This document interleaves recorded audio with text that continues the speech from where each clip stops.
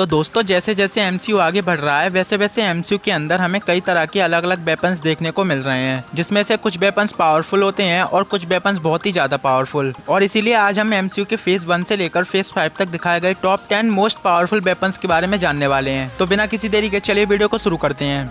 Number 10 glaive. Avengers Infinity War movie के अंदर हमें थैनोस की आर्मी देखने को मिली, जिन्हें चिल्ड्रंस ऑफ थैनोस भी कहा जाता है। एंड इसी आर्मी में से एक था कॉर्वस ग्लेव। कॉर्वस ग्लेव के पास एक वेपन था जिसका नाम था ग्लेव। ये एक काफी स्ट्रॉन्ग एंड पावरफुल वेपन था जो कि वाइब्रेनियम से भी स्ट्रॉन्ग मेटल से बना था। कॉर्वस ग्लेव का ये वेपन हमें इन्फिनिटी वॉर मूवी में स्टार्टिंग से ही दिखाया गया और थैनोस ने इसी वेपन का यूज करके हेमडाल की जान ली थी। कॉर्वस का ये वेपन इतना ज्यादा शार्प है कि ये स्ट्रॉन्ग से स्ट्रॉन्ग मेटल को काफी इजीली काट सकता है। कॉर्वस ने इस वेपन से विजन की वाइब्रेनियम बॉडी को भी बहुत ही आसानी से काट दिया था, यहाँ तक कि उसके इस वेपन ने विजन की माइंड स्टोन की एनर्जी को भी काफी इजीली संभाल लिया था। Number 9 double edge sword. Avengers end game movie के अंदर हमें पहली बार थैनोस अपनी डबल एज स्वॉर्ड के साथ देखने को मिला। ये double edge sword infinity gauntlet से पहले थैनोस का मेन वेपन थी, जिससे थैनोस प्लेनेट पर जाकर लोगों को मारा करता था। ये स्वॉर्ड भी उसी मेटल से बनी थी जिससे कॉर्वस का ग्लेव बना था, इसीलिए ये स्वॉर्ड भी कॉर्वस के ग्लेव के जितनी पावरफुल थी। इस डबल एज स्वॉर्ड ने आयरन मैन और थॉर की कंबाइंड एनर्जी को भी संभाल लिया था और इससे भी ऊपर थैनोस ने इसी स्वॉर्ड की हेल्प से कैप्टन अमेरिका की वाइब्रेनियम शील्ड, जो कि अर्थ के सबसे स्ट्रॉन्ग मेटल से बनी थी, उसे भी काफी आसानी से काट दिया था। Number 8 time stick.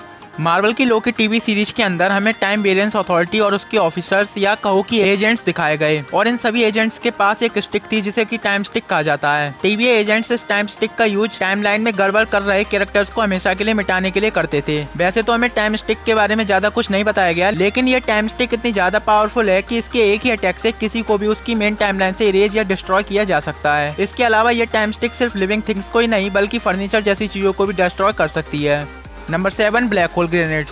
Thor the dark world movie में दिखाए गए ब्लैक होल ग्रेनेड एक नॉर्मल ग्रेनेड के मुकाबले बहुत ही ज्यादा पावरफुल हैं। ये ग्रेनेड भले ही दिखने में नॉर्मल ग्रेनेड की तरह लगते हों, बट इस ग्रेनेड की खासियत ये है कि ये ग्रेनेड जहाँ कहीं भी ब्लास्ट होता है वहाँ पर ये ग्रेनेड एक छोटा सा ब्लैक होल बना देता है, जिससे इस ब्लैक होल ग्रेनेड के आसपास की सभी चीजें उस छोटे से ब्लैक होल में जाने लगती हैं। और एक बार अगर ये ब्लैक होल किसी को पकड़ ले तब इससे छूट पाना काफी ज्यादा डिफिकल्ट होता है। इस ब्लैक होल ग्रेनेड का यूज डार्क एल्फ प्लैनेट्स को डिस्ट्रॉय और उन पर कब्जा करने के लिए करते थे।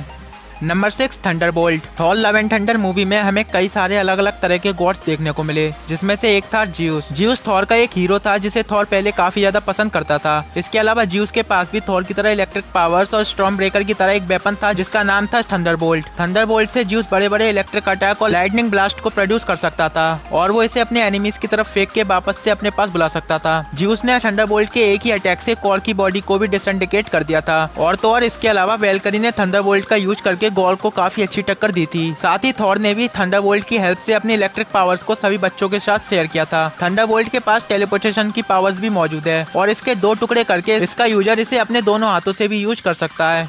Number 5 10 rings. अब शायद ही ऐसा कोई मार्वल फैन होगा जो कि इन 10 रिंग्स के बारे में ना जानता हो। ये 10 रिंग्स भले ही एमसीयू के अंदर अभी इंट्रोड्यूस हुई हैं, लेकिन इतने कम टाइम में इन 10 रिंग्स ने अपनी पावर्स से हर एक मार्वल फैन को अपना दीवाना बना लिया है। एमसीयू के अंदर हमें अभी तक 10 रिंग्स की ओरिजिन को नहीं बताया गया, बट अभी के लिए हमारे पास 10 रिंग्स की ओरिजिन से रिलेटेड बस यही इन्फॉर्मेशन है कि ये 10 रिंग्स हजारों साल पहले शैंग-ची के फादर को एक केव के अंदर मिली थी। ये 10 रिंग्स इतनी ज्यादा पावरफुल है कि इसके एक ही अटैक से बड़े एनिमीज को काफी इजीली हराया या उसे मारा जा सकता है। शैंग-ची मूवी के अंदर शैंग-ची ने नाम के मॉन्स्टर को भी इन्हीं 10 रिंग्स की हेल्प से हराया था और ये 10 रिंग्स ना सिर्फ एनिमीज पर अटैक करने के बल्कि एनिमीज के अटैक से बचने के भी काफी ज्यादा काम आती हैं। 10 रिंग्स का यूजर चाहे तो अपने एनिमीज के अटैक से बचने के लिए इन 10 रिंग्स से अपने आसपास एक एनर्जी शील्ड को भी बना सकता है। इसके अलावा जब भी कोई पर्सन इन 10 रिंग्स का यूज करता है तब ये 10 रिंग्स अपने यूजर को हमेशा के लिए इमॉर्टल बना देती हैं, जिस वजह से इन 10 रिंग्स का यूजर कभी भी बूढ़ा या मर नहीं सकता। नंबर 4 याका एरो।